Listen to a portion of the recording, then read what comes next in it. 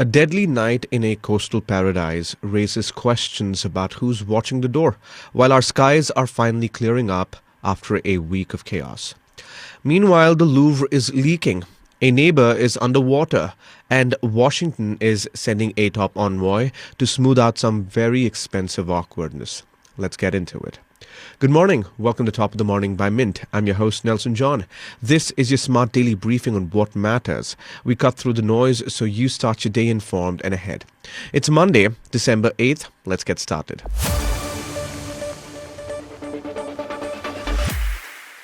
It was meant to be a night of celebration at Bridge by Romeo Lane, but it ended in an unimaginable tragedy.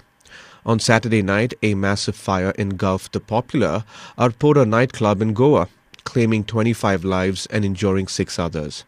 The details are harrowing. Officials say the blaze was likely triggered by electrically detonated pyro guns during a belly dance performance. Sparks hit the ceiling, made of highly flammable bamboo and straw, and within minutes, the entire 300 square meter club was an inferno.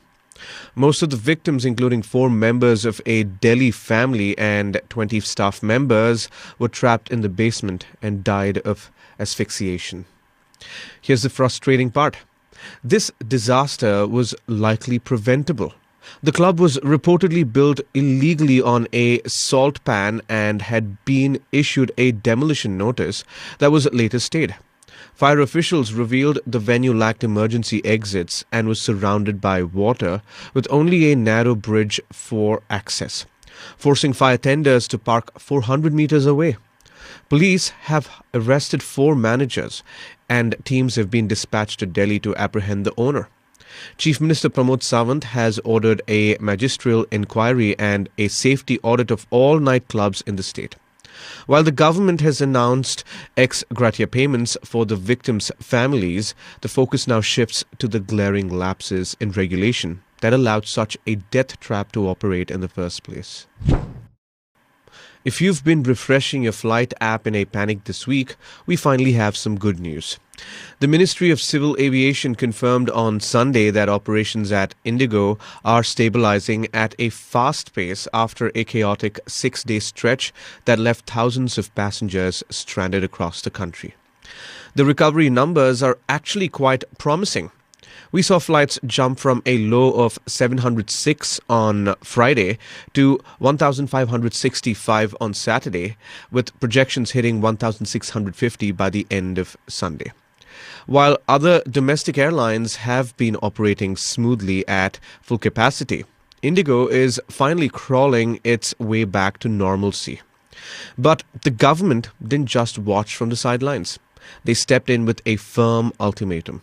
Authorities ordered the airline to refund all affected passengers by 8 p.m. on Sunday. So far, IndiGo has processed a massive 610 crore rupees in refunds. Crucially, the ministry clarified that no additional fees are permitted for rescheduling travel impacted by these cancellations. And dedicated support cells have been set up to help you rebook without the headache.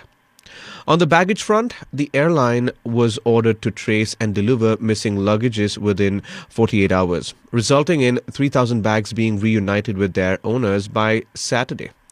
However, while the tarmac is clearing up, the boardroom is heating up. The aviation's regulator, DGCA, isn't viewing this as a simple glitch. They have issued a show cause notice directly to IndiGo's CEO, Peter Elbers, holding him personally accountable for what they call significant lapses in planning, oversight, and resource management. He's been given a tight 24-hour window to explain why enforcement action shouldn't be taken for the violations that triggered the country's worst aviation crisis in years. The Mona Lisa might be smiling, but the library is weeping. Just weeks after a daring $102 million jewel heist that exposed glaring security gaps, the world's most visited museum is facing a new embarrassment: a severe water leak. This isn't a minor trip. A burst pipe in the Egyptian Antiquities Department has damaged approximately 400 rare books. Well, officials were quick to clarify that no precious or unique works were lost. the incident underscores a much bigger issue at the Paris landmark. Staff members claim they have been warning management about the deteriorating pipe conditions for years, but requests for repairs were seemingly ignored. The timing is terrible for the museum's reputation. A report published just last month by France's public audit body has criticized the museum for neglecting basic infrastructure while spending aggressively on acquiring new artwork. With structural weaknesses already closing parts of the gallery, hosting Greek vases, it seems the Louvre is struggling to maintain its own house while trying to expand its collections. Repairs are reportedly scheduled for 2026, but for the hundreds of waterlogged books, the date is a few years too late. When disaster strikes, geography decides who shows up first. As Sri Lanka grapples with the catastrophic aftermath of Cyclone Ditwa, which has claimed over 600 lives and left nearly 200 missing, India has ramped up its relief efforts under the banner of Operation Sagar Bandhu. The support on the ground is substantial. An Indian mobile hospital airlifted to Mahiyangayana has already provided critical medical care to over 2,200 people, performing surgeries and minor procedures in the middle of a disaster zone. But the aid goes beyond medicine. Indian Army engineers are working shoulder to shoulder with local forces in Kilinochichi to dismantle damaged bridges and restore vital supply routes that were cut off by the storm. Logistically, this is a massive operation. 3 Indian naval ships have docked in Colombo, delivering nearly 1,000 tons of food, clothing and essential supplies contributed by the people of Tamil Nadu. Additionally, heavy-lift Mi-17 helicopters are running evacuation sorties, and ISRO is providing satellite mapping to help rescue teams navigate the flooded terrain. It's a textbook example of regional powers stepping in when a neighbor's infrastructure is pushed to the breaking point. Top U.S. diplomat Allison is heading to New Delhi in the coming weeks, and she's walking into a complicated room. As the Undersecretary of State, she is arriving to smooth over a relationship that is currently being tested by sharp economic disagreements and lingering strategic friction. The backdrop to this visit is tense. Washington is increasingly frustrated with India's continued purchase of Russian energy, while New Delhi is navigating the threat of a 50% tariff from the Trump administration. There is also the matter of trust partnership, intended to boost tech cooperation, hitting roadblocks.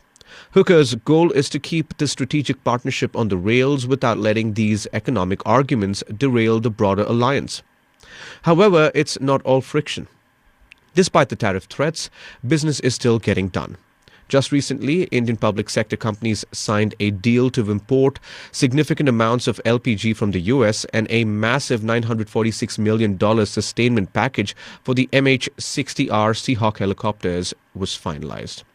Hooker's visit is going to be essentially a maintenance check, ensuring that while the two nations might bicker over trade, the defense and energy pillars of the relationship stand strong.